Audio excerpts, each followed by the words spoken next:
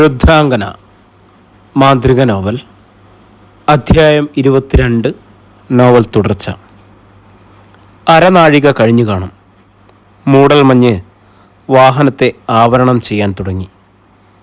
ഈ കാലാവസ്ഥയിൽ ഇങ്ങനെയൊരു വ്യതിയാനം ഒരിക്കലും സംഭവിക്കുകയില്ല. നോക്കി നിൽക്കെ തന്നെ ആ മൂടൽമഞ്ഞ് ക്രമാതീതമായി വർദ്ധിച്ചു വന്നതിനാൽ വാഹനത്തിൻ്റെ മുന്നോട്ടുള്ള യാത്ര അസാധ്യമായി വന്നു. വേഗത വളരെ കുറഞ്ഞ നിമിഷം ധ്യാനത്തിലായിരുന്ന രുദ്ര കണ്ണുകൾ തുറന്നു. തീക്ഷ്ണങ്ങളായിരുന്നു ആ സമയം അവളുടെ നയനങ്ങൾ. ക്രൗര്യം നിഴലിച്ച മുഖത്തേക്ക് നോക്കാൻ വിഷ്ണു ഭയപ്പെട്ടു. രുദ്ര ഏതോ ഒരു ശബ്ദം പുറപ്പെടുവിച്ചതോടെ വാഹനം പെട്ടെന്ന് നിശ്ചലമായി. മൂടൽമഞ്ഞ് കറുത്തിരുണ്ട പുകച്ചുരുളുകളായി രൂപാന്തരപ്പെട്ടു. കറുത്ത നൂലിഴകൾ പോലെ ആ പുകപടലം വാഹനത്തിനകത്തേക്ക് വ്യാപിക്കുന്നതായി വിഷ്ണു അറിഞ്ഞു. മുൻ നിശ്ചയപ്രകാരം എന്ന പോലെ രുദ്ര വാഹനത്തിൽ നിന്നും പുറത്തേക്കിറങ്ങി വാതിലടച്ചു. ശ്വാസമടക്കിപ്പിടിച്ച് വിഷ്ണു പുറത്തേക്ക് നോക്കി. അവിടെ പുകകൾക്കിടയിൽ അവ്യക്തമായ രൂപങ്ങൾ ചലിക്കുന്നത് പോലെ അയാൾക്ക് തോന്നി. ധൂമാവതി, നിന്റെ വിളയാട്ടം നിർത്തി നേർക്ക് വരൂ. രുദ്രയുടെ അലർച്ച വാഹനത്തിനുള്ളിൽ പ്രതിധ്വനിച്ചു. രുദ്ര സാവധാനം വാഹനത്തിൻ്റെ മുന്നിലേക്ക് നടക്കുന്നത് വിഷ്ണു കണ്ടു. ധൂമാവതി, മുന്നിലേക്ക് നീ വരുന്നോ അതോ ഞാൻ അങ്ങോട്ട് വരണമോ? രുദ്രയുടെ ശബ്ദം പൂർവാധികം ഉച്ചത്തിലായിരുന്നു എന്നത് വിഷ്ണു അറിഞ്ഞു. വിഷ്ണു ആകാംക്ഷയോടെ പുറത്തേക്ക് നോക്കിയിരുന്നു. ധൂമാവതി, ഒരിക്കൽ കൂടി ഞാൻ ആവശ്യപ്പെടുന്നു. ഇത്രയുമേ വിഷ്ണുവിന് മനസ്സിലായുള്ളൂ. തുടർന്ന് രുദ്ര പറഞ്ഞത് ഏതോ ശബ്ദങ്ങൾ മാത്രമായാണ് അയാൾ കേട്ടത്. നിമിഷങ്ങൾ കടന്നുപോയി. പുകച്ചുരുളുകൾ കൂടുതലായിക്കൊണ്ടിരുന്നു. രുദ്രഭാവത്തോടെ രുദ്ര വാഹനത്തിൻ്റെ വശത്തു നിന്നും മുന്നിലെത്തി. അവൾ ഓരോ ചുവടും മുന്നോട്ട് വയ്ക്കുന്നേരം ആ സ്ഥലത്തെ ധൂമകൂപങ്ങൾ പേടിച്ചെന്ന പോൽ ചിതറിമാറി. വാഹനത്തിന് മുന്നിലെത്തി രുദ്ര ഒരു നിമിഷം നിശ്ചലം നിന്നു. അവളുടെ ചുണ്ടിൽ നിന്നും ചില സുക്തങ്ങൾ പുറത്തേക്ക് വന്ന നിമിഷം ശക്തമായൊരു വെള്ളിടി അവിടെ മുഴങ്ങി. വിശ്വരൂപം പൂണ്ട രുദ്രയുടെ ഇതുവരെ കാണാത്ത മുഖം ആ നിമിഷം കണ്ടു. രുദ്രാംഗനയുടെ ആകാരം 10 മടങ്ങ് വളർന്നു. അനേകം കൈകൾ, സർവാഭരണഭൂഷിതയായ അവളുടെ തലയിൽ രത്നകിരീടം. എന്നാൽ രോഷാകുലമായ മുഖപടം, കണ്ണുകളിൽ അഗ്നി. വിഷ്ണു ശരിക്കും വിറച്ചു. ആ വിഭ്രാന്തിയിൽ ഇരിക്കുന്ന സമയത്താണ് മറ്റൊരു ദൃശ്യം വിഷ്ണുവിൻ്റെ ശ്രദ്ധയിൽപ്പെട്ടത്. വൃക്ഷത്തിൻ്റെ വേരുകൾ എന്നതുപോലെ ചിലത് വാഹനത്തിൻ്റെ വശങ്ങളിലൂടെ പടർന്നു കയറുന്നു. അകത്തേക്ക് കയറാൻ അതേറെ പണിപ്പെടുന്നുവെങ്കിലും കഴിയുന്നില്ല. കൂടുതൽ ശക്തമായി തുടങ്ങിയതോടെ വിഷ്ണുവിൽ ഭയം ചേക്കേറാൻ തുടങ്ങി. രുദ്രയുടെ രൂപം ഭയങ്കരമായി വളർന്നു. അതിശക്തമായ വായുപ്രവാഹം അവളുടെ വായിൽ നിന്നും പ്രവഹിച്ചു. മുന്നിലുള്ള കട്ടകെട്ടിയ പുകമറയെ ഛിന്നഭിന്നമാക്കി. കുഞ്ഞു കുഞ്ഞു കണികകളായി മാറിയ ധൂമമറ നിശേഷമായി അപ്രത്യക്ഷമായി. ആ സ്ഥലത്ത് വളരെ ഉയരമുള്ള ശരീരത്തോടു കൂടിയ ഭയങ്കരങ്ങളായ 3 കണ്ണുകളുള്ള, ഒട്ടിയ വയറും അഴിച്ചിട്ട മുടിയും കറുകറുത്ത നിറവുമുള്ള ധൂമാവതി കൂപ്പുകൈകളോടെ രുദ്രയുടെ മുന്നിൽ വന്നു നിൽക്കുന്നു. രുദ്ര അവളോട് തിരിച്ചു പോകാൻ ആജ്ഞാപിച്ചു. ഭയങ്കരമായ ശബ്ദത്തോടെ കട്ടിയേറിയ വേരുകൾ വാഹനത്തെ വീണ്ടും ആക്രമിച്ചു. രുദ്ര അതറിയുന്നില്ലെന്ന് തോന്നിയ വിഷ്ണു രുദ്രയുടെ നേർക്ക് നോക്കി. തൻ്റെ കൈവിരലിലെ രത്നമോതിരത്തിൽ തഴുകി. പെട്ടെന്ന് രുദ്ര ഭീമാകാരത്തിൽ തന്നെ തിരിഞ്ഞ് വാഹനത്തിൻ്റെ നേരെ നോക്കി. അവളുടെ കണ്ണുകൾ അഗ്നികുണ്ഡം പോലെ ജ്വലിച്ചു. ഓഹോ, നീയുമുണ്ടോ? ഈ ചോദ്യം കേട്ടതോടെ വേരുകളുടെ ചലനം നിലച്ചു. അതാരെയോ ഭയക്കുന്നത് പോലെ വിറച്ചു. ആ തരംഗം വാഹനത്തെ വിറകൊള്ളിച്ചു. ഉള്ളിലിരുന്ന വിഷ്ണുവിൻ്റെ ശരീരമാസകലം അത് വ്യാപിച്ചു. അവ്യക്തമായ ഏതോ ഭാഷയിൽ രുദ്ര മന്ത്രിച്ചു. ഒപ്പം തന്നെ വായിൽ നിന്നും ആഗ്നേയ ശകലങ്ങൾ അസ്ത്രം പോലെ പറന്നു. അവളുടെ അനേകം കൈകൾ ഒന്നടക്കം ദ്രുതഗതിയിൽ പ്രവർത്തിച്ചു. വേരുകൾ ഒന്നൊന്നായി മുറിഞ്ഞു വീണു. ഭീകരമായ പൊട്ടിച്ചിരി ഉയർത്തിക്കൊണ്ട് വീണ്ടും അനേകം വേരുകൾ പ്രത്യക്ഷപ്പെട്ടു. പിന്നെ അവിടെ നടന്നത് താണ്ഡവം തന്നെയായിരുന്നു. 1000 കൈകൾ ചലിപ്പിച്ച് രുദ്ര രൗദ്ര നൃത്തമാടി. വേരുകൾ മുഴുവൻ മുറിച്ചു വീണു അഗ്നിക്കരയായി. അട്ടഹാസം ആർത്തനാദമായി മാറാൻ അധികം സമയമെടുത്തില്ല. രക്തചന്ദ്രവും ചുവന്ന വസ്ത്രവും ധരിച്ച് കാർമേഘ ദൃശ്യമായ ഭീമാകാരമായ ദേഹപ്രഭയോടെ ഒരു യക്ഷി പ്രത്യക്ഷയായി. രുദ്രയുടെ മുന്നിൽ കൂപ്പുകൈകളോടെ നിന്ന് ദയനീയമായി യാചിച്ചു. ഉഗ്രഭാവം മാറിത്തുടങ്ങിയ രുദ്ര അവളോട് തിരിച്ചു പോകാൻ ആജ്ഞാപിച്ചു. പൂർവ്വസ്ഥിതിയിലേക്ക് തിരിച്ചു വന്ന രുദ്ര മന്ദസ്മിതത്തോടെ വാഹനത്തിലേക്ക് കയറി. പേടിച്ചരണ്ട പോലെയിരുന്ന വിഷ്ണുദത്തൻ്റെ കവിളിൽ മൃദുവായി തലോടി ആശ്വസിപ്പിച്ചു. വിഷ്ണു ഭയന്നുവോ? ഇല്ല എന്ന് പറയുന്നത് ആത്മവഞ്ചനയാണ്. അതിനാൽ നന്നായി ഭയന്നു എന്നതാണ് ശരി. രുദ്ര ചിരിച്ചു, കൂടെ വിഷ്ണുവും. വിഷ്ണു, ഇനി അങ്ങോട്ട് പ്രശ്നങ്ങളൊന്നും ഭവിക്കുകയില്ല. പക്ഷേ എന്താ നിർത്തിയത്? പറയൂ. വിഷ്ണുവിൻ്റെ വെപ്രാളം കൗതുകത്തോടെ ശ്രദ്ധിച്ച് രുദ്ര തുടർന്നു. വേറൊന്നുമല്ല, വിഷ്ണു ഇന്ന് ക്ഷേത്രനടയിൽ നേരിട്ടതുപോലെ ചിലത് വരും. കരുതിയിരിക്കുക, അംഗരക്ഷകർ ഉണ്ടല്ലോ. ശരിയാണ്, വിഷ്ണു ചിരിച്ചു തുടർന്നു. അവരെക്കാൾ ഉപരിയായി എന്നിലൂടെ രുദ്ര തന്നെയാണ് പ്രവർത്തിച്ചതെന്ന് മറക്കുന്നില്ല. മനസ്സിലായി അല്ലേ? പിന്നെ ആകാതെ. രുദ്രയുടെ കവിളിൽ ഒന്ന് നുള്ളിയിട്ട് വിഷ്ണു തുടർന്നു. നാളേറെ ആയില്ലേ ഞാൻ കൂടെ നടക്കാൻ തുടങ്ങിയിട്ട്. എൻ്റെ കഴിവുകൾ എത്രത്തോളം ഉണ്ടെന്ന് എനിക്കറിയില്ലേ? രുദ്രയ്ക്ക് അത് നന്നേ രസിച്ചു. മറ്റൊന്നും കൊണ്ടല്ല, വിഷ്ണുവിന് അമാനുഷികമായി എന്തെങ്കിലും ഉണ്ടെന്ന് മറ്റുള്ളവർക്ക് തോന്നരുത്. ഇപ്പോൾ വിഷ്ണുവിന് എല്ലാം വ്യക്തമായതായി ആ മുഖത്ത് കാണാമായിരുന്നു. രുദ്രയ്ക്ക് ഇപ്പോൾ വാഹനം ഓടിക്കൊണ്ടിരിക്കുന്നത് തനിക്കറിയാവുന്ന പാതയിലൂടെയാണെന്ന് വിഷ്ണു അറിഞ്ഞു. ആ വിജനപാതയിൽ നിന്നും പെട്ടെന്ന് എങ്ങനെ ഇവിടെ എത്തിയെന്ന് മാത്രം ഗ്രഹിക്കാനായില്ല. വാഹനം ക്ഷേത്രനടയിൽ എത്തുന്നത് വരെ ഇരുവരും ഒന്നും സംസാരിച്ചില്ല. ശ്രീകണ്ഠേശ്വരൻ ക്ഷേത്രത്തിൻ്റെ മുന്നിൽ രുദ്രയുടെ നിർദ്ദേശാനുസരണം വിഷ്ണു ഇറങ്ങി. രുദ്ര വാഹനത്തിൽ നിന്നും പുറത്തിറങ്ങി വിഷ്ണുവിനോട് പറഞ്ഞു, ഇനി വിഷ്ണുവിന് ഈ വാഹനവും സാരഥിയും ആരാണെന്നറിയണ്ടേ? വിഷ്ണു മറുപടിയൊന്നും പറഞ്ഞില്ല. അവളുടെ മുഖത്തേക്ക് ആഗ്രഹത്തോടെ നോക്കി. വിഷ്ണു എൻ്റെ കൈകളിൽ പിടിച്ച് ഈ വാഹനത്തിലേക്കൊന്ന് നോക്കൂ. വിഷ്ണു അങ്ങനെ ചെയ്ത നിമിഷം വാഹനത്തിൻ്റെ സ്ഥാനത്ത് കണ്ട ദൃശ്യം അമ്പരപ്പിക്കുന്നതായിരുന്നു. സാക്ഷാൽ നന്ദികേശൻ്റെ രൂപം. ആ നിമിഷം തന്നെ അനുഗ്രഹത്തിനായി വിഷ്ണു സ്വയം കൈകൂപ്പി. വിഷ്ണുവിനെ അനുഗ്രഹിച്ച് നന്ദികേശൻ അപ്രത്യക്ഷനായി. അയാളുടെ കപോലങ്ങളിൽ തലോടിയിട്ട് രുദ്രയും മറഞ്ഞുപോയി. നിമിഷങ്ങളോളം വിഷ്ണു അങ്ങനെ തന്നെ നിന്നു. കഴിഞ്ഞ മണിക്കൂറുകളിൽ എന്തെല്ലാമാണ് സംഭവിച്ചത്? അതിലേറെ അത്ഭുതമായിരിക്കുന്നു. സാക്ഷാൽ നന്ദി ഭഗവാൻ വാഹനമായി വന്നത്, അതിൽ താൻ യാത്ര ചെയ്തത്, വഴിയിലെ തടസ്സങ്ങൾ, അമാനുഷിക ശക്തികളുടെ രൗദ്രഭാവങ്ങൾ എല്ലാം സാങ്കല്പികം മാത്രമായി കരുതിയിരുന്നത് നേരിൽ ദർശിച്ചിരിക്കുന്നു. വിഷ്ണുദത്തൻ എന്താ ഇവിടെ തന്നെ നിന്നു കളഞ്ഞത്? പെട്ടെന്നുള്ള ചോദ്യമാണ് വിഷ്ണുവിൻ്റെ ചിന്തയിൽ നിന്നുണർത്തിയത്.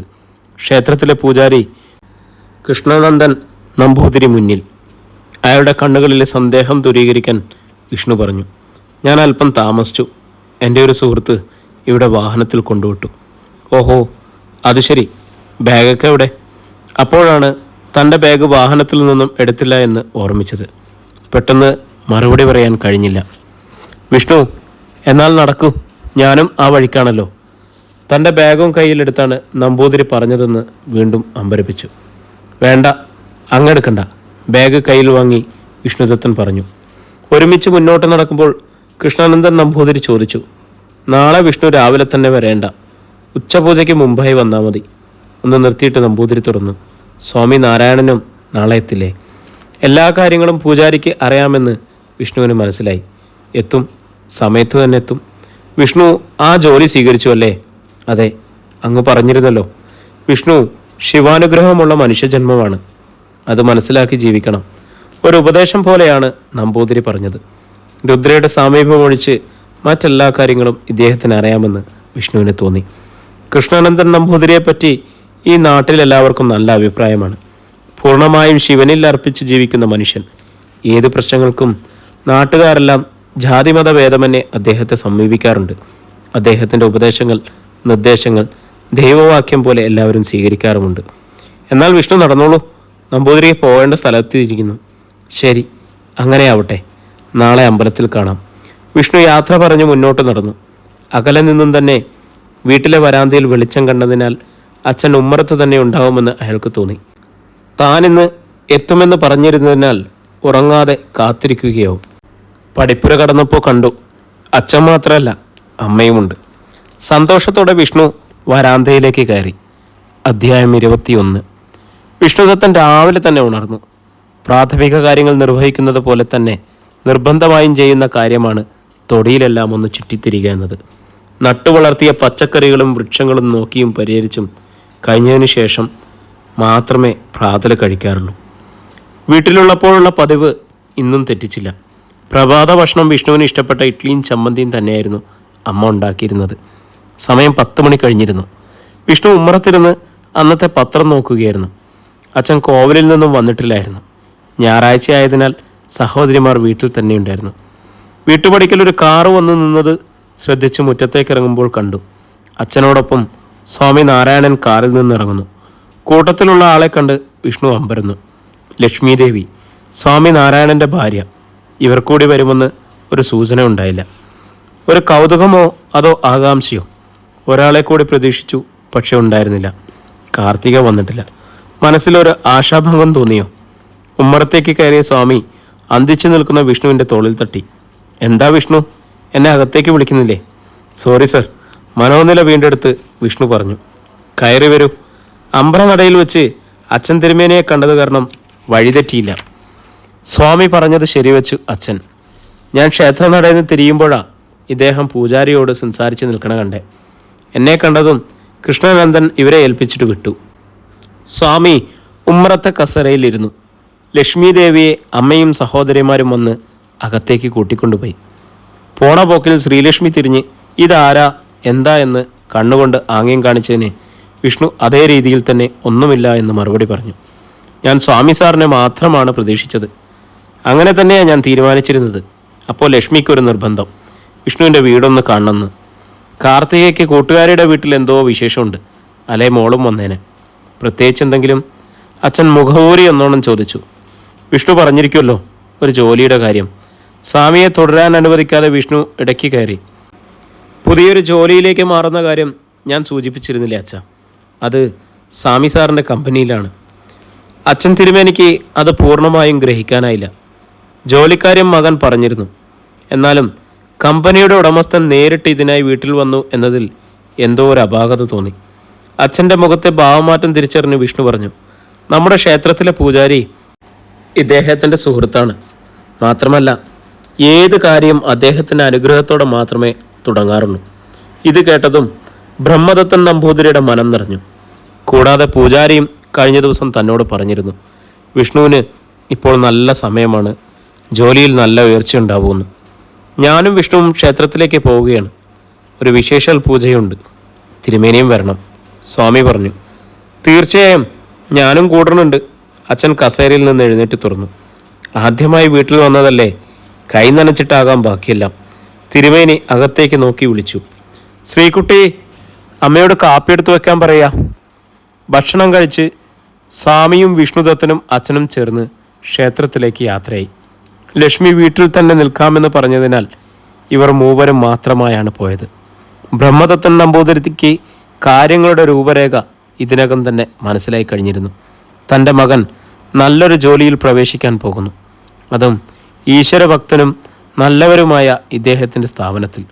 തൻ്റെ പ്രാർത്ഥന പരമേശ്വരൻ കേട്ടു എന്ന് തിരുമേനിക്ക് തോന്നി. ക്ഷേത്രത്തിൽ കൃഷ്ണനന്ദൻ നമ്പൂതിരി എല്ലാ ഒരുക്കങ്ങളും നടത്തി അവർക്കായി കാത്തിരിക്കുകയായിരുന്നു. എത്തിയ ഉടനെ സ്വാമി നാരായണൻ വിഷ്ണുവിന് കൊടുക്കാനായി കൊണ്ടുവന്ന നിയമന ഉത്തരവ് നമ്പൂതിരിയുടെ പക്കൽ കൊടുത്തു. അദ്ദേഹം അത് അർച്ചനയ്ക്കായി തട്ടിൽ വെച്ചു. സ്വാമി എല്ലാ കാര്യങ്ങളും ഒരുക്കിയിട്ടുണ്ട്. പക്ഷെ ഭഗവാന്റെ ഇംഗിതപ്രകാരം വിശേഷാൽ പൂജ കൂടാതെ ഒരു മൃത്യുഞ്ജയ ഹോമം കൂടി ഏർപ്പാടാക്കിയിട്ടുണ്ട്. ആയതിനാൽ ഇരുവരും ഉപവാസത്തോടെ ദീപാരാധന കഴിയും വരെ ഇവിടെ ഉണ്ടാകണം. സ്വാമിയുടെ വാക്കുകൾ ആരും നിരസിച്ചില്ല, മറിച്ച് ഭക്തിപുരസരം സ്വീകരിച്ചു. ബ്രഹ്മദത്തൻ തിരുമേനി വിശേഷാൽ പൂജയ്ക്ക് ശേഷം ഇല്ലത്തേക്ക് തിരിച്ചുപോയി. വിവരങ്ങൾ ലക്ഷ്മിയെ അറിയിക്കാൻ സ്വാമി പ്രത്യേകം പറഞ്ഞയച്ചു. മന്ത്രി രാമരാജൻ്റെ ഔദ്യോഗിക വസതിയിലെ സ്വീകരണ മുറി. മേനോനും മന്ത്രിയും സ്കറിയാച്ചനും കാത്തിരിക്കുകയായിരുന്നു. ജോസഫ് പതിവ് പോലെ അയാളുടെ ജോലി നിർവഹിക്കുന്നു. മദ്യചഷകം കയ്യിലെടുത്ത് അതിൻ്റെ അരികുകളിൽ വെറുതെ തെരുപ്പിടിപ്പിച്ചിരുന്ന മേനോൻ്റെ മുഖത്തേക്ക് നോക്കി മന്ത്രി ചോദിച്ചു, താനിങ്ങനെ മിണ്ടാതിരുന്നിട്ടെന്താ കാര്യം? സ്കറിയാച്ചനെ ഒന്നുകൂടി വിളിച്ചു നോക്ക്. ഇതിപ്പോൾ പ്രശ്നം കൂടുതൽ കുഴപ്പമാവുകയാണല്ലോ. മന്ത്രി സാറേ, കുറച്ചുകൂടി ക്ഷമിക്കുക. സ്കറിയാച്ചൻ ഉടനെ എത്തുമെന്നല്ലേ പറഞ്ഞത്? ഇതിപ്പോൾ ഒന്നും രണ്ടുമല്ല, 10 എണ്ണമാണ് ചത്തത്. അതും സ്കറിയാച്ചൻ്റെ ആൾക്കാരാണെന്ന് തനിക്കുറപ്പല്ല മേനോനെ? ആണെന്നാണ് വിളിച്ചപ്പോൾ പറഞ്ഞത്. മേനോനൊന്ന് നിർത്തിയിട്ട് ചോദിച്ചു. പോലീസിൻ്റെ നിഗമനം എന്താണ്? SP തോമസ് ഇപ്പോൾ വിളിച്ചതേ ഉള്ളൂ. അവർക്കൊരു തുമ്പും കിട്ടിയിട്ടില്ല. അന്വേഷണം ഊർജിതമായിട്ട് നടക്കുന്നുണ്ട്. കൃത്യമായ പുരോഗതി അറിയിക്കാൻ പറഞ്ഞിട്ടുണ്ട്. അതിൻ്റെ അറ്റത്തെങ്ങാനും സ്കറിയാച്ചൻ്റെ പേര് വന്നു വിട്ടാൽ എല്ലാം കുഴപ്പത്തിലാവും. ഒരു കാരണവശാലും അവിടെ എത്താതെ താൻ നോക്കിക്കൊള്ളണം. മേനോൻ തലയ്ക്ക് കൈവച്ച് പറഞ്ഞു. ഏത് നേരത്താണോ എന്തോ ആ ആജിയാരുടെ കൂടെ ചേരാൻ തോന്നിയത്. ഏറെ സമയം ആരുമൊന്നും സംസാരിച്ചില്ല എങ്കിലും ഉള്ളിലേറെ സംഘർഷം നടക്കുന്നത് മുഖത്ത് ദൃശ്യമായിരുന്നു. ജോസഫ് വീണ്ടും പാനപാത്രങ്ങൾ നിറച്ചുവെച്ച് പതിവ് മൗനം പാലിച്ചു. പുറത്ത് ഒരു വാഹനം വന്നു നിൽക്കുന്ന ശബ്ദമാണ് ഇരുവരെയും ചിന്തയിൽ നിന്നുണർത്തിയത്. സ്കറിയാച്ചൻ വെപ്രാളത്തോടെ അകത്തേക്ക് കയറി വന്ന് നിറച്ചു വെച്ചിരിക്കുന്ന മധുപാത്രം ആരുടേതെന്ന് പോലും നോക്കാതെ ഒറ്റ വലിക്ക് അകത്താക്കിയിട്ട് കസേരയിലേക്കിരുന്നു. ഒരു ദീർഘശ്വാസം മുതിർത്ത് മറ്റു രണ്ടുപേരെയും ആകാംക്ഷയോടെ അയാളെന്ന് നോക്കി. എന്താടോ, കേട്ടതൊക്കെ ശരിയാണോ? മേനോനാണ് ചോദിച്ചത്. അതെ. വീണ്ടും കുറച്ച് മദ്യം കൂടി അകത്താക്കിയിട്ട് സ്കറിയാച്ചൻ തുറന്നു. അവൻ നിസാരക്കാരനല്ല. എല്ലാം തികഞ്ഞ അഭ്യാസികളായിരുന്നു ആ 10 പേരും. പക്ഷെ എല്ലാം തീർന്നു. എങ്ങനെ സംഭവിച്ചു എന്ന് പോലും മനസ്സിലായില്ല. ഇനി എന്താ സ്കറിയാച്ചൻ്റെ പരിപാടി? എങ്ങനെ അവനെ ഒതുക്കാമെന്നാ? മന്ത്രി ചോദിച്ചു. അവനെ അറിഞ്ഞവർ ആരും തന്നെ ഇല്ലല്ലോ. എനിക്കൊന്നും മനസ്സിലാവുന്നില്ല. നിസ്സഹായനായതുപോലെയാണ് സ്കറിയാച്ചൻ പറഞ്ഞത്. അയാളുടെ ഇരിപ്പ് കണ്ട് ദേഷ്യവും സങ്കടവും ഒരുമിച്ച് വന്നു മേനോന്. തന്നോട് ഞാൻ അന്നേ പറഞ്ഞതാണ്, വെറുതെ എടുത്തു ചാടേണ്ട, അവർ കോടതിയിൽ എത്തുന്നവരെ നോക്കാമെന്ന്. എല്ലാം തുളച്ചിട്ടിപ്പോൾ ഇത്തരത്തിലുള്ള സംസാരങ്ങൾക്ക് പെട്ടെന്ന് തന്നെ പ്രതികരിക്കാനുള്ള സ്കറിയാച്ചൻ നിശബ്ദനായിരുന്നതേയുള്ളൂ. അയാളുടെ ഗുണ്ടാപ്പടകൾക്ക് ഇത്തരത്തിലുള്ള ഒരവസ്ഥ സംഭവിക്കുന്നത് ഇതാദ്യമായാണ്. അതിൻ്റെ നിരാശ ഉള്ളിൽ നിറഞ്ഞിരുന്നതിനാൽ മറുപടി പറയാൻ കഴിയുമായിരുന്നില്ല. എല്ലാവരുടെയും മൗനത്തെ ഭേദിച്ചത് ജോസഫിൻ്റെ പക്കലുള്ള മൊബൈലിൻ്റെ മണിനാഥമായിരുന്നു. ജോസഫ് ഫോണെടുത്ത് സംസാരിച്ചു. ഓക്കെ, കൊടുക്കാം. ഫോൺ മന്ത്രിയുടെ നേർക്ക് നീട്ടി. അയാൾ പറഞ്ഞു, SP ആണ്. മന്ത്രി ഫോൺ വാങ്ങി സംസാരിച്ചു. അയാളുടെ ഭാവഭേദങ്ങൾ ശ്രദ്ധിച്ച് മറ്റു രണ്ടുപേരും മിണ്ടാതിരുന്നു. മന്ത്രി മറുപടിയായി വെറുതെ മൂളുക മാത്രമാണ് ചെയ്തിരുന്നത്. ഓക്കെ, അപ്ഡേറ്റ് മീ എന്ന് മാത്രമാണ് ശബ്ദമായി പുറത്തേക്ക് വന്നത്. എന്താ SP പറഞ്ഞത്? മേനോൻ ചോദിച്ചു. ഇതല്പം കോംപ്ലിക്കേറ്റഡ് ആണ്. പോലീസ് പട്ടി വന്നിട്ട് പോലും ഒന്നും കണ്ടുപിടിക്കാൻ കഴിഞ്ഞില്ലെന്നതാണ് അതിശയം. തോമസ് പറഞ്ഞു. ആ ബോഡി കിടക്കുന്ന സ്ഥലത്തു നിന്നും എങ്ങോട്ടും പോകാൻ നായയ്ക്ക് കഴിഞ്ഞില്ല എന്ന്. പോലീസ് നായയ്ക്ക് പോലും മണം പിടിക്കാൻ കഴിയാത്ത തരത്തിലുള്ള പ്ലാൻഡ് മർഡർ. മേനോൻ തൻ്റെ നിയമ അറിവുകളിലൂടെയാണ് പറഞ്ഞത്. സൂക്ഷിച്ചോളൂ, അവനോട് എതിരിടുന്നത് അപകടമാണ്. മേനോനെ, താൻ വെറുതെ കാര്യം വലുതാക്കല്ലേ. എന്തെങ്കിലും വഴി കാണും. പരിശോധനാ റിപ്പോർട്ട് കോടതിയിൽ വരട്ടടോ. മന്ത്രിയുടെ ശുഭാപ്തി വിശ്വാസത്തെ പുച്ഛത്തോടെയാണ് മേനോൻ നേരിട്ടത്. ഒന്നും കാണാനില്ല. റിപ്പോർട്ട് നമുക്ക് അനുകൂലമാവുമെന്ന് തോന്നില്ല. എന്തായാലും കുറച്ച് ദിവസം കഴിയുമ്പോൾ അറിയാമല്ലോ. മന്ത്രിയുടെ വിശ്വാസം നഷ്ടപ്പെട്ടിരുന്നില്ല. എന്നും കൂടുതൽ വാചാലനാവുന്ന സ്കറിയാച്ചൻ തികച്ചും മൂകതയിൽ തന്നെ. അല്പനേരം കൂടി അവിടെ ഇരുന്നതിന് ശേഷം പോകാനായി എഴുന്നേറ്റു. കോടതിയുടെ തീരുമാനം അറിഞ്ഞതിന് ശേഷം കാണാമെന്ന് പറഞ്ഞ് മേനോനും സ്ഥലം വിട്ടു. മന്ത്രിയും ജോസഫും മാത്രമായി ആ മുറിയിൽ. ജോസഫ് ഇരുന്ന സ്ഥലത്ത് നിന്നും എഴുന്നേറ്റ് മന്ത്രിയുടെ അടുത്തേക്ക് വന്നു. മന്ത്രി സാറേ, സമയേറെ. നാളെ രാവിലെ തന്നെ ചില പ്രോഗ്രാമുകളുണ്ട്. ശരി. അലസമായിരുന്നു മന്ത്രിയുടെ ശബ്ദം. ജോസഫ് പോയിക്കോളൂ, രാവിലെ ഓഫീസിൽ കാണാം. ജോസഫിന് എന്തോ ചോദിക്കണമെന്നുണ്ടായിരുന്നു. പക്ഷേ മന്ത്രിയുടെ ഭാവമാറ്റം അതിൽ നിന്നും വിലക്കി. എത്രയോ പ്രതിസന്ധി ഘട്ടങ്ങളിൽ അദ്ദേഹത്തെ കണ്ടിരിക്കുന്നു. ഇന്ന് അതിൽ നിന്നെല്ലാം വ്യത്യസ്തമായിട്ടാണ് തോന്നിയത്. ഏതോ ഒരു അപകടം മുന്നിൽ കാണുന്നത് പോലെ. മന്ത്രിസ്ഥാനം നഷ്ടപ്പെട്ടേക്കുമോ എന്ന ആശങ്കയാണോ? ഇതുവരെ ചെയ്തു കൂട്ടിയ പാവങ്ങൾക്കെല്ലാമുള്ള തിരിച്ചടി ലഭിച്ചേക്കാമെന്ന ഭീതിയോ? ജോസഫ് മുറിയടച്ച് വീട്ടിലേക്ക് തിരിച്ചു. മന്ത്രി രാമരാജൻ വീട്ടിനകത്തേക്കും. കോവിലിലെ ചടങ്ങുകളെല്ലാം വളരെ ഭംഗിയായി തന്നെ നടന്നു. രാത്രി തന്നെ സ്വാമിനാഥനും കുടുംബവും തിരിച്ചുപോയി. ആ സമയത്ത് തിരിച്ചു പോകേണ്ടെന്ന് എല്ലാവരും നിർബന്ധിച്ചെങ്കിലും കാർത്തിക തനിച്ചാണെന്ന കാരണത്താൽ പുറപ്പെടുകയായിരുന്നു. വിഷ്ണുദത്തൻ്റെ ശങ്ക മനസ്സിലാക്കിയിട്ടെന്ന വണ്ണം സമ്മതമറന്ന രുദ്രയുടെ മുഖം രത്നമോതിരത്തിൽ ദർശിച്ചു. സ്വാമി സാറിനും കുടുംബത്തിനും ഒന്നും സംഭവിക്കാതെ അവൾ സംരക്ഷിക്കുമെന്നുകൂടി ആ ഭാവത്തിൽ നിന്നും മനസ്സിലായി. വിഷ്ണു അന്നു രാത്രി സുഖമായി ഉറങ്ങി. അടുത്ത ദിവസം തന്നെ ജോലിക്ക് ഹാജരാവേണ്ടതുണ്ടെന്ന് അറിയിച്ച് പുറപ്പെട്ടു. പൂജാരിയുടെ നിർദ്ദേശപ്രകാരം ഇനി കുറച്ചു ദിവസം കൂടി കഴിഞ്ഞേ തനിക്ക് പുതിയ ജോലിയിൽ പ്രവേശിക്കാൻ കഴിയും. സ്വാമിക്കതിൽ എതിരഭിപ്രായമൊന്നും ഉണ്ടായില്ല. കൃഷ്ണനന്ദൻ നമ്പൂതിരിയുടെ വാക്കുകൾ അദ്ദേഹത്തിന് ദേവവാക്യമാണ്. ലോഡ്ജിലെത്തുമ്പോൾ വാസുവും കൂട്ടരും അടുത്തെത്തി. അവരും ഒന്നിച്ച് തൻ്റെ മുറിയിലേക്ക് നടക്കുമ്പോൾ വാസുവിൻ്റെ പതറിയ ശബ്ദം. പിന്നെ പ്രശ്നമൊന്നും ഉണ്ടായില്ലല്ലോ അല്ലേ? എന്തു കുഴപ്പം? നിങ്ങളെ അന്വേഷിച്ച് ആരെങ്കിലും വന്നോ? ഇല്ല. വാസുവിൻ്റെ ശബ്ദത്തിൽ വിറയലുണ്ടായിരുന്നു. ഇവിടെ ലോഡ്ജിലെ ആൾക്കാരെല്ലാം വളരെ ബഹുമാനത്തിലാണ് പെരുമാറിയത്. അവിടെ പിന്നെന്ത് സംഭവിച്ചു എന്നറിയില്ല. വാസു മുറിയിലെ കട്ടിലിരുന്ന് വിഷ്ണു തുടർന്നു. നീ പഴയൊരു ഗുണ്ടയല്ലേ? ഇങ്ങനെ പേടിച്ചാലോ? വാസുവിൽ ഒരു ഇളുമ്പിച്ചിരി മാത്രമാണ് മറുപടിയായി വന്നത്. കൂടെയുള്ളവരുടെയൊന്നും ഭാവം മാറ്റമൊന്നുമായിരുന്നില്ല. ഒന്നും സംഭവിച്ചിട്ടില്ല, നമുക്കൊന്നും അറിയുകയുമില്ല, അങ്ങനെ ചിന്തിച്ചാൽ മതി.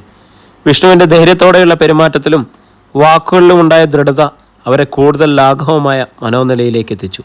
പോയി വിശ്രമിച്ചോളൂ, നാളെ രാവിലെ നമുക്കൊരു യാത്രയുണ്ട്, എനിക്ക് നല്ല ക്ഷീണവുമുണ്ട്. വാസുവും കൂട്ടരും യാത്ര പറഞ്ഞ് അവരുടെ മുറിയിലേക്ക് പോയ ഉടനെ തന്നെ വിഷ്ണു കട്ടിലേക്ക് അമർന്നു. ദുർഘടമായ ഏറെ കടമ്പുകൾ കടന്ന് എല്ലാത്തിൽ നിന്നും വിജയിച്ചു വന്ന സുഖകരമായ അനുഭവമായിരുന്നു അപ്പോൾ വിഷ്ണുവിൻ്റെ ഉള്ളിൽ. സാവധാനം അയാൾ സ്വസ്ഥത നിറഞ്ഞ മയക്കത്തിലേക്ക് വഴുതി. എത്ര നേരം ഉറങ്ങിയെന്ന് നിശ്ചയമില്ലായിരുന്നു. തുടർച്ചയായുള്ള ഫോണിൻ്റെ ശബ്ദം കേട്ടാണ് ഉണർന്നത്. അങ്ങേ തലക്കൽ സ്വാമി നാരായണനായിരുന്നു. പെട്ടെന്ന് തന്നെ എടുത്ത് സംസാരിച്ചു.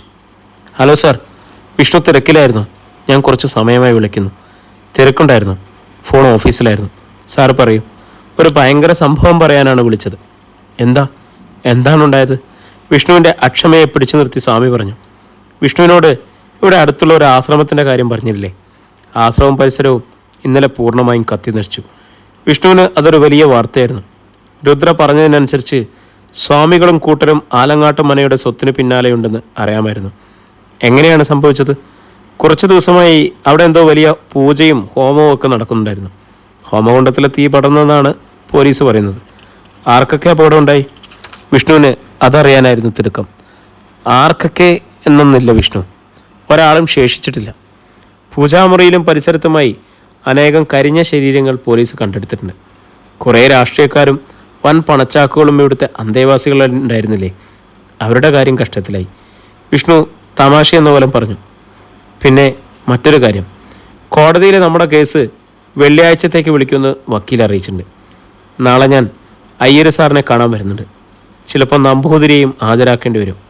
അതിനെന്താ, അവരെ എത്തിക്കാം, ഞാൻ അറിയിച്ചെന്നേ ഉള്ളൂ. നാളെ കൃത്യമായി പറയാം. ശരി, അങ്ങനെയാവട്ടെ. വീട്ടിലെല്ലാവരും സുഖമായിരിക്കുന്നു അല്ലേ? ഒന്നും പറയണ്ട വിഷ്ണു, സ്വാമി ചിരിയോടെ തുറന്നു. അവിടുന്ന് വന്നതിൽ പിന്നെ ശ്രീമതിക്ക് വിഷ്ണുവിൻ്റെ വീട്ടുകാരെക്കുറിച്ച് പറയാനേ നേരമുള്ളൂ. സുഖമായിരിക്കുന്നു, ഞാൻ അന്വേഷണം അറിയിക്കാം. സ്വാമി ഫോൺ വച്ചതിന് ശേഷമാണ് വിഷ്ണു കാതിൽ നിന്നെടുത്തത്. അയാൾക്കേറെ അത്ഭുതമായിരുന്നു ഈ വാർത്ത. കേവലം ദിവസത്തെ അടുപ്പമായിരുന്നു സ്വാമി സാറിൻ്റെ ഭാര്യയ്ക്ക് തൻ്റെ വീട്ടുകാരുമായി ഉണ്ടായിരുന്നത്. ആ കുറഞ്ഞ സമയം വലിയൊരു സ്നേഹബന്ധത്തിന് കാരണമായതെന്ന് അതിശയം തന്നെ. ഒരുപക്ഷെ ഈ മാനസിക അടുപ്പം മറ്റൊരു വലിയ ചേർച്ചയ്ക്ക് ഹേതുവായി തീരാം. സ്വാമി നൽകിയ വാർത്തയിലൂടെ വലിയൊരു വിപത്ത് കൂടി തൻ്റെ മുന്നിൽ നിന്ന് നീങ്ങിയതായി വിഷ്ണു ഗ്രഹിച്ചു. സമയം സന്ധ്യ കഴിഞ്ഞിരുന്നതിനാൽ ഇന്നത്തെ കോവിൽ യാത്ര മാറ്റിവെച്ചു. പെട്ടെന്ന് തന്നെ കുളിച്ചൊരുങ്ങി വാസുവിനെയും കൂട്ടി പുറത്തേക്കിറങ്ങി. ലോഡ്ജിൻ്റെ സ്വീകരണ മുറിയിൽ വെച്ച് മാനേജറെ കണ്ടു.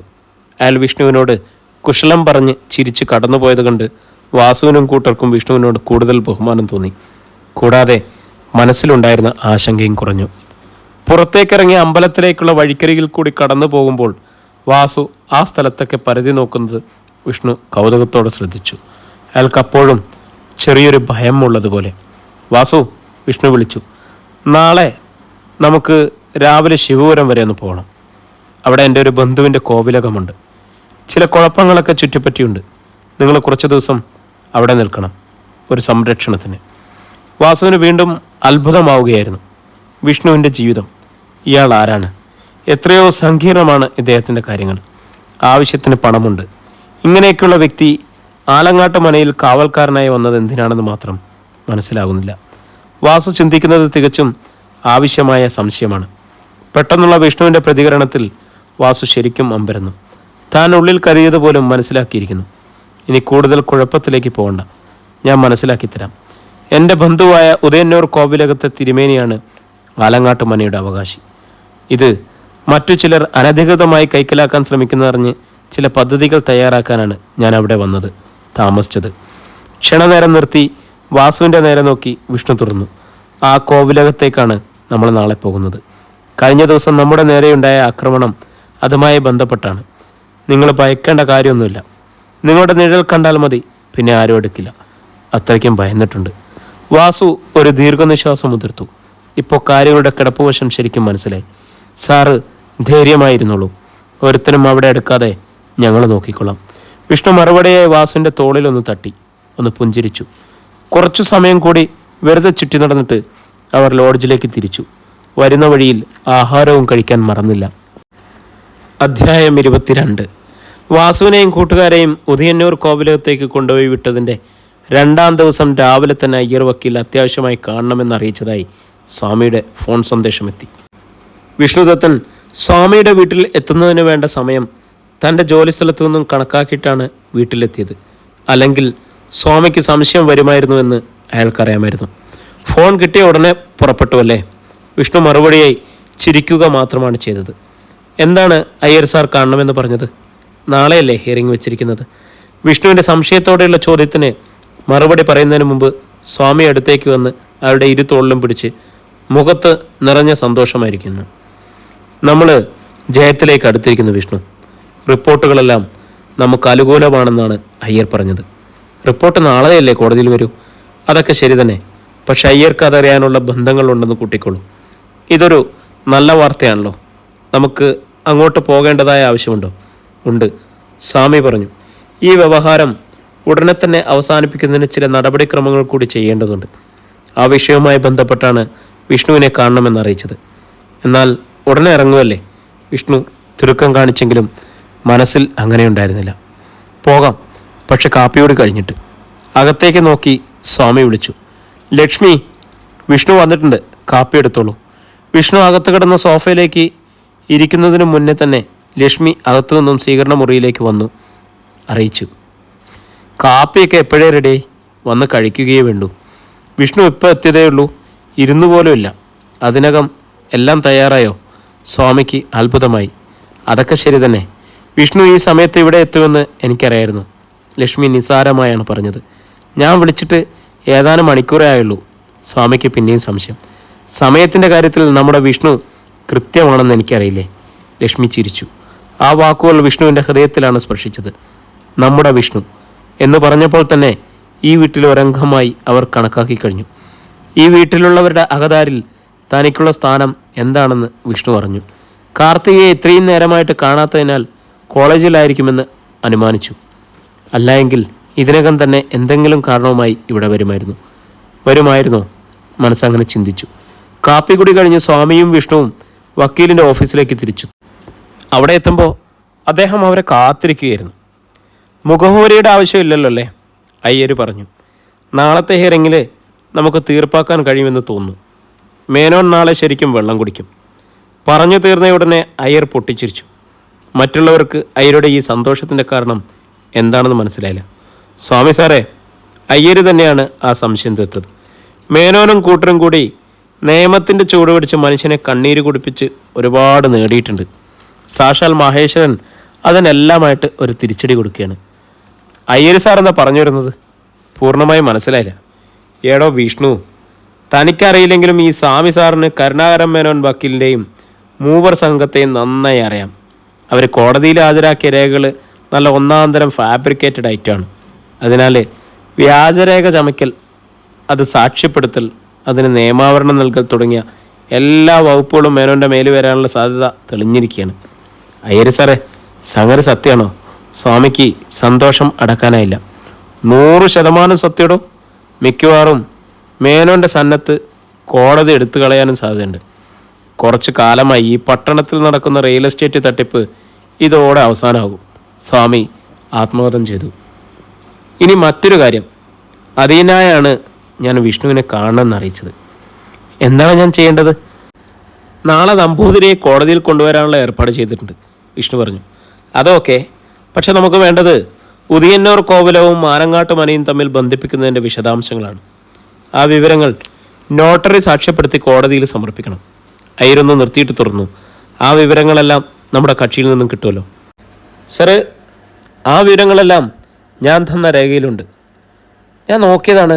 ആ വിവരങ്ങൾ ശ്രദ്ധയിൽപ്പെട്ടില്ലല്ലോ. അയ്യരുടനെ ഗുമസ്തനെ വിളിച്ചു. കേസ് നമ്പർ 148/2000 CS ഫയൽ എടുത്തുകൊണ്ടുവരൂ. ഗുമസ്തൻ ഫയൽ കൊണ്ടുവരുന്നതിന് മുമ്പ് തന്നെ വിഷ്ണു തൻ്റെ ബാഗിൽ നിന്നും രേഖകളുടെ പകർപ്പെടുത്ത് നിവർത്തി. അതിലെ ഒരു പേജ് അയ്യരെ കാണിച്ചു. സാർ, ഈ പേജ് മുതൽ വായിച്ചു നോക്കൂ. സ്വത്ത് വിവര പട്ടികകൾക്ക് ശേഷം മനയുടെ അവകാശ വംശാവലിയുടെ പട്ടികയും കൊടുത്തിട്ടുണ്ട്. അയ്യർ വക്കീല് കൗതുകത്തോടെയും ആകാംക്ഷയോടെയുമാണ് അത് വാങ്ങി നോക്കിയത്. ഇതിലെല്ലാം വ്യക്തമായി കൊടുത്തിട്ടുണ്ട്. പിന്നെ താൻ എന്താണ് അത് കാണാതിരുന്നത്? ഗുമസ്തൻ ഫയൽ കൊണ്ടുവന്ന് മേശപ്പുറത്ത് വെച്ചിട്ട് തിരിച്ചു പോയ ഉടനെ അയ്യർ അതെടുത്തു നോക്കി. അയാൾക്ക് ആശ്ചര്യം അടക്കാനായില്ല. Oh my God, it is here. ഞാനിത് ശ്രദ്ധിച്ചിരുന്നില്ലടോ. വിഷ്ണു എല്ലാം കൃത്യമായി ഓർത്തു വെച്ചിരിക്കുന്നു. You are great. അയ്യർ ആത്മാർത്ഥമായാണ് അത് പറഞ്ഞത്. വിഷ്ണു ഒന്ന് പുഞ്ചിരിക്കുക മാത്രമാണ് ചെയ്തതെങ്കിലും സ്വാമിക്ക് ആ പ്രസ്താവന ഏറെ സന്തോഷകരമായിരുന്നു. തൻ്റെ കണ്ടെത്തൽ തെറ്റിയിട്ടില്ലെന്ന് ഒരിക്കൽ കൂടി അയാൾ അറിഞ്ഞു. ഇനി വിഷ്ണു ഒന്ന് വിശദമാക്കൂ.